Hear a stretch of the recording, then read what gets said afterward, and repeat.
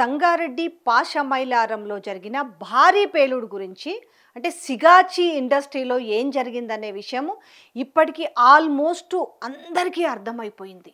ఎంత భయంకరమైన సంఘటన అంటే అది కుప్పలు తెప్పలుగా మృతదేహాలు ఈరోజు పటాన్ చెరువు ప్రభుత్వ ఆసుపత్రిలో పడున్నాయి. ఎన్ని విషాద గాథలో ఉన్నాయి అందులో. సో ఇక్కడ కడప నుంచి వచ్చిన ఇద్దరు ప్రేమ జంట అంటే పెళ్లి చేసుకున్నారు, వాళ్ళు పెద్దల్ని ఎదిరించి చేసుకున్నారో ఏంటో తెలియదు కానీ పాపం బ్రతుకు తెరువు కోసం హైదరాబాద్ వచ్చి బలైపోయారు. పెళ్లి చేసుకొని ప్రేమ పెళ్లి చేసుకొని కేవలం 2 నెలలు అయింది. ఇట్లా చూసుకుంటే బయటికి వస్తే ఎన్నో విషాద గాథలు ఉన్నాయి. ఈరోజు ఆ హాస్పిటల్లో ఉన్నారు పాపం క్షతగాత్రులు. సో దీనికి సంబంధించి వాళ్ళ బంధువులు వచ్చి అందులో మిగతా పనిచేసి బతుకు జీవడాన్ని బయటకు వచ్చిన వాళ్ళు ఏం చెప్తారంటే ఇప్పుడున్న ప్రభుత్వము ఆ కంపెనీ దగ్గర డబ్బులు తీసుకొని లాలూచి పడింది. గత ప్రభుత్వంలో మాత్రము ఎప్పటికప్పుడు చెకింగ్స్ జరిగేవి. సో ఇప్పుడు అది లేకపోవడం వల్లనే ఈరోజు మా వాళ్ళ ప్రాణాలు ఇంతమంది బలైనవి అని కూడా మాట్లాడుతున్నారు. సో ఈరోజు ఎవరి నోట విన్నా కూడా ఈ పాషమైలారంలో ఉన్న అసలు ఈ సిగాచి ఇండస్ట్రీ గురించి మాట్లాడుకుంటున్నారు.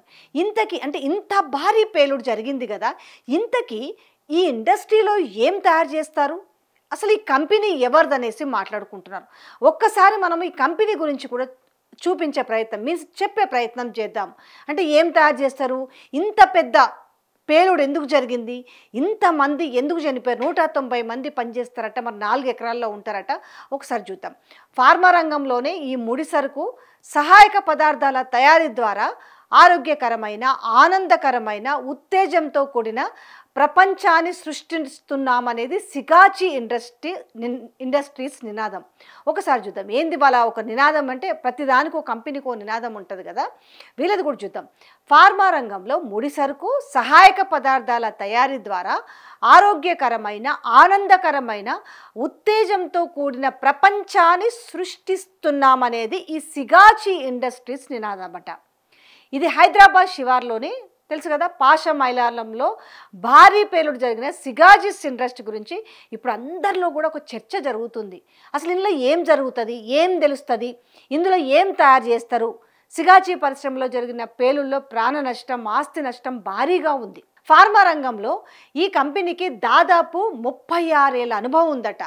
ప్రధానంగా డ్రగ్స్ తయారీలో వాడే ప్యూర్ డ్రగ్ అంటే ప్రధాన ఔషధము సహాయక పదార్థాలను ఈ కంపెనీ తయారు చేస్తుందట. అయితే పేలుడు ఘటనపై కంపెనీ నుంచి ఇప్పటి వరకు ఇంకా ఏ అధికారిక ప్రకటన కూడా రాలేదు. ఎందుకంటే ఇక్కడ నుంచి చూసినాము కదా, ప్రభుత్వం నుంచి ఇటు ముఖ్యమంత్రి మంత్రులు పోయిరు, ఆడికి పోయిన తర్వాత కూడా రేవంత్ రెడ్డి స్వయాన అడగడం జరిగింది. అసలు where is manager, where is MD, అసలు మీరు ఎంత ఇస్తారు వాళ్ళకు అంటే మీన్స్ కాంపనెంట్ ఎంత చేస్తారు మీరు, అసలు వాళ్ళకి ఏమి ఇస్తారని మాట్లాడిన వైనం కనపడుతుంది. ఇంతవరకు కూడా వాళ్ళ నుంచి కూడా ఏది కూడా అసలు ఎక్స్క్రేషియా వీళ్ళు అంటున్నారు వాళ్ళ దగ్గర నుంచి ₹1 ఇప్పిస్తామని చెప్తారు, కానీ ఇప్పటి వరకు కంపెనీ వాళ్ళు ఏం మాట్లాడలేదు. కంపెనీ నుంచి ఇంకా అధికారికంగా ప్రకటన రావాలి. అయితే ఈ సిగాచి క్లోరోకెమికల్స్ ప్రైవేట్ లిమిటెడ్ పేరుతో ఈ పరిశ్రమ జనవరి 11, 1989లో ప్రారంభమైనట్టు ఆ కంపెనీ వెబ్సైట్ చూస్తే అర్థమవుతుంది. అంటే వాణిజ్యపరంగా మరింత విస్తరించేందుకు వీళ్ళే 2012లో యాజమాన్యం కంపెనీ పేరును సిగాచి ఇండస్ట్రీస్ ప్రైవేట్ లిమిటెడ్గా మార్చుకున్నట.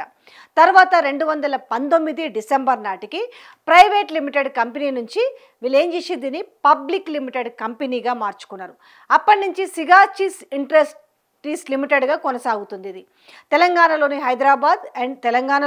హైదరాబాద్లో ఉంది, గుజరాత్లో ఉంది, కర్ణాటక కేంద్రంగా ఈ కంపెనీ కార్యకలాపాలన్నీ కూడా సాగుతున్నాయి అన్నమాట. హైదరాబాద్లో ఒక తయారీ యూనిట్ ఉండగా గుజరాత్లో 2, కర్ణాటకలోని రాయచూర్లో మరో యూనిట్ ఉంది. సేమ్ మనకి ఇప్పుడు ఎట్లా ఏదైతే హైదరాబాద్లో ఇప్పుడు పాషమైలారంలో ఉంది కదా, అలాంటివి ఇంకో 3 ప్రాంతాల్లో. అయితే ఈ హైదరాబాద్ యూనిట్ ఎక్కడుంది, సంగారెడ్డి జిల్లా పాషమైలారం పారిశ్రామిక వేడలో సుమారు ఇదంతా కలిపి ఒక 4 ఎకరాల్లో ఉంది. దాదాపు ఇంట్లో ఎంతమంది కార్మికులు పనిచేస్తున్నారంటే 190 మంది కార్మికులు ఉద్యోగులు పనిచేస్తున్నారు అనేసి ఈ ఫ్యాక్టరీస్ డిపార్ట్మెంట్ అధికారులు చెప్తున్నారు. టోటల్గా ఇప్పటివరకే మనకు చూస్తుంటే 100 మంది ఇప్పుడు క్షతగాత్రులు అయి ఉన్నారు, 50కి పైగా చచ్చిపోయిన వాళ్ళు ఉన్నారు. ఓవరాల్గా ఇందులో 190 మంది పనిచేస్తున్నారని చెప్తారు. ఇక హైదరాబాద్ యూనిట్లో company micro crystal cellulose powder అంటే ఎంసీసీపీ తయారు చేస్తున్నట్టుగా నేషనల్ స్టాక్ ఎక్స్చేంజ్కి ఇచ్చిన సమాచారంలో సిగాచి యాజమాన్యం పేర్కొంది. హైదరాబాద్, గుజరాత్ యూనిట్లలో కలిపి 59 రకాల ఎంసీసీపీ తయారు చేస్తారట వీళ్ళు. ఈ యూనిట్లు ఏడాదికి 11,880 మెట్రిక్ టన్నుల సామర్థ్యం కలిగి ఉన్నాయి అని వాళ్ళే ఒక నివేదికలో సిగాచి యాజమాన్యం ప్రస్తావించింది. ఎందుకంటే దీనికి సంబంధించి ఒకసారి డెప్త్గా చూస్తే అసలు ఏంది సిగాచి, ఏంది, ఏం తయారు చేస్తారు, ఇది ఎందుకు ఇంత పెద్ద పేలింది అనే దానికి మనం డెప్త్గా వెళ్తే తెలిసింది. ఇందులో ఏడాదికి 6,000 మెట్రిక్ టన్నుల ఉత్పత్తి చేస్తారట హైదరాబాద్ నుంచే. ఎక్కడి నుంచి? ఏడాదికి 6,000 మెట్రిక్ టన్నుల ఉత్పత్తి కేవలం పాషమైలారం పరిశ్రమ నుంచే అవుతున్నట్లుగా, ఏది మొత్తం ఉత్పత్తి అవుతున్నట్టుగా నేషనల్ స్టాక్ ఎక్స్చేంజ్ ద్వారా తెలుస్తుంది మనకు. డ్రగ్ తయారీలో ఈ ప్రధాన మెయిన్ ఔషధాన్ని వీళ్ళు మిగతా పదార్థాలతో కలిపి ఉంచడం లేకంటే డ్రగ్కు కవచరంగా ఈ పౌడర్ని వాడుతుంటారట. దాన్ని సిగాచి యాజమాన్యం హైదరాబాద్ యూనిట్లలో తయారు చేస్తున్నట్టు. అయితే వీళ్ళు కేవలం ఫార్మా పరంగానే కాకుండా న్యూట్రిసిటికల్ ఆహార తయారీ రంగంలో వినియోగించే సహాయక పదార్థాలను కూడా ఈ సిగాచి ఇండస్ట్రీస్ అట తయారు చేస్తున్నట. కంపెనీకి ప్రస్తుతం ఎండీగా ఎవరున్నారు, సీఈఓగా ఎవరున్నారంటే ఈ ఎండీ సీఈఓగా అమిత్ రాజ్ సిన్హా వ్యవహరిస్తున్నారు. చైర్మన్గా రవీంద్ర ప్రసాద్ సిన్హా అట. వైస్ చైర్మన్గా చిదంబర్నాథన్ షణ్ముగనాథన్ ఉన్నారట. ఇది యాక్చువల్గా ఈ సిగాచీలో ఏం తయారవుతుంది ఏందనేది మనం తెలుసుకున్నాం కదా. అయితే దీనికి గాను ఏం చేస్తారంటే ఇక్కడ లోకల్ వాళ్ళకంటే కూడా దీంట్లో కేవలం ఇక్కడనే మనకు తెలిసినంత వరకే 190 మంది పనిచేస్తారంట. దీంట్లో ఎక్కువగా ఏంటంటే ఇప్పుడు వీళ్ళకి గుజరాత్లో కూడా ఉంది ఇది. అయితే ఇందులో వివిధ రాష్ట్రాల నుంచి వచ్చిన వాళ్ళు ఈ సిగాచిలో పనిచేస్తున్నారు.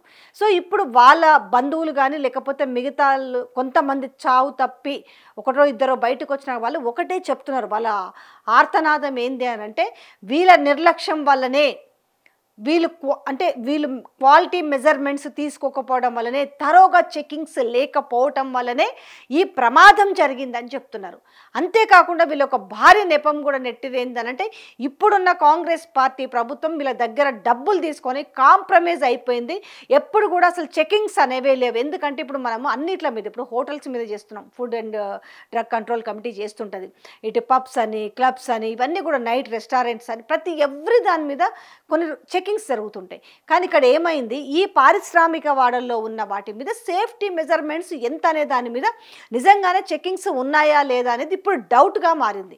ఆ డౌట్ ఎందుకు వస్తుందంటే దాంట్లో ఉన్న వాళ్ళే మాట్లాడుతున్నారు. ఈరోజు వీళ్ళు కాంప్రమైజ్ అయ్యిండ్రు, తెలంగాణ గవర్నమెంట్కి డబ్బులు ఇచ్చేసి, వీళ్ళు లంచాలు ఇచ్చేసి, వీళ్ళు మా ప్రాణాలని బలి తీసుకున్నారు అనేసి అక్కడున్న వాళ్ళు మాట్లాడిన మాట అన్నట్టు.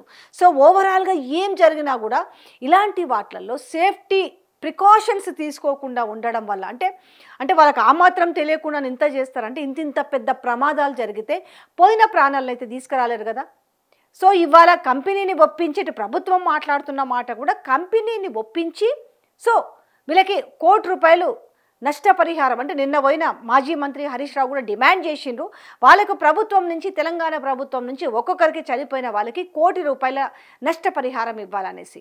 సో ఇక్కడ ముఖ్యమంత్రి వెళ్ళి ఏంటంటే మేము కంపెనీ తరపు నుంచి ఇప్పిస్తాము, ఎవరిస్తే ఏముంది అనేసి కూడా మాట్లాడిన వైనం చూస్తున్నాం. ఏది ఏమైనా కూడా ఆ కుటుంబాలని ఆదుకోవాల్సిన బాధ్యత మీదేసుకోవాల్సిన బాధ్యత ఈరోజు ప్రభుత్వం మీద ఉంది. కంపెనీని ఒప్పిస్తారా, కంపెనీని చెవులు బెండుతారా, మెడలు వంచుతారా, లేకపోతే ఎలాంటి వాళ్ళకు పనిష్మెంట్ ఉంటుందన్నది పక్కన పెడితే ముందు ఈ కుటుంబాలని ఆదుకోవాలి. ఖచ్చితంగా వాళ్ళకి శిక్ష కూడా పడాలి. ఎందుకంటే ఏ లోపం వల్ల జరిగింది ఇప్పుడు అమాయకులందరూ వచ్చేసి పొట్ట చేత పట్టుకొని వచ్చేసి జీవనోపాధి కోసము ఈ సిగాచి ఇండస్ట్రియల్లో పనిచేసి ఇంతమంది పాపం ఇంత ఘోర ప్రమాదం అన్నట్టు ఈరోజు. సో ఇక ముందు జరగకుండా ఎలాంటి ప్రికాషన్స్ తీసుకోవాలి అనేది కూడా, సో ఆ పారిశ్రామిక వాడల్లో ఏమున్నాయి అసలు సేఫ్టీ మెజర్మెంట్స్ ఏమున్నాయి అసలు, ఇమీడియట్లీ ఏదైనా ఇలాంటి పేలుళ్ళు వేలితే ఏం చేయాలి, ఎలా తప్పించుకోవాలి, ఒక్కసారిగా ఈరోజు ఇంతమంది బలయ్యిండ్రు. ఇంకా మనకు తెలుస్తుందంతా కూడా ఇంకా మనకి ప్యూర్గా ఇంకా అక్యురేట్ ఫిగర్ తెలవట్లేదు. ఇంకా శిథిలాల కింద అక్యురేట్గా ఎంతమంది ఉన్నారు, ఇంకా అక్యురేట్గా ఎంతమంది చనిపోయినరు, సో క్షతగాతులు, ఇవన్నీ కూడా ఇంకా మనకు కొన్ని లెక్కలు మాత్రమే బయటకు వస్తున్నాయి. మిగతావన్నీ కూడా ఇంకా రావాల్సి ఉంది. సో ఇది అంటే సిగాచి గురించి అందరూ సెర్చ్ చేస్తున్నారు, ఇందులో ఏం తయారు చేస్తారు అనేసి. దాందే ఈ స్టోరీకి సంబంధించిన విషయం.